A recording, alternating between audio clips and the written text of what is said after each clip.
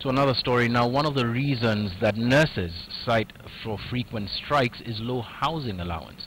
While not much has been done about their cries for pay hikes, the National Nurses of Kenya Association of Kenya is now attempting to provide an answer for better and affordable housing for the nurses. KTN'S Sharon Momanyi now reports.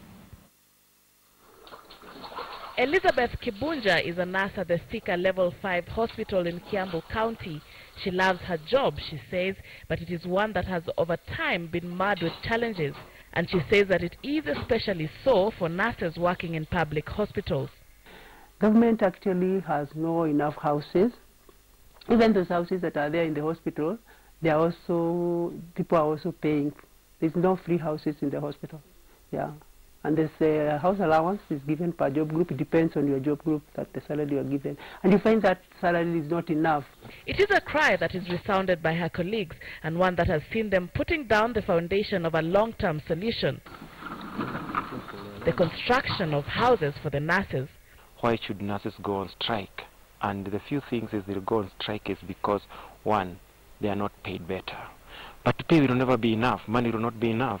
So what we have been trying to check with the government, if you check on the last financial year, then you find that they had allocated like 1.2 billion. That was for nursing housing.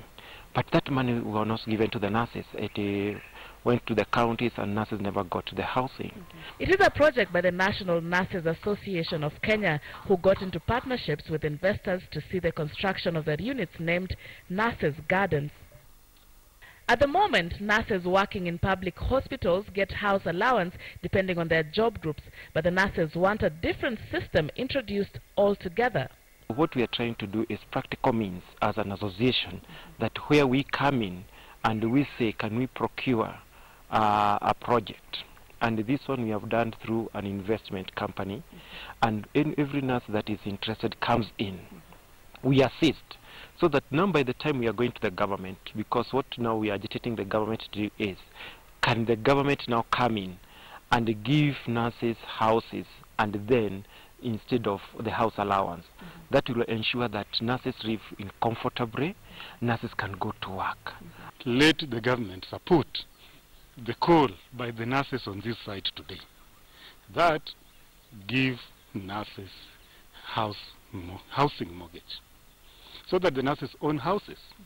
When they own houses, the peanuts you are giving them will be taken somewhere else.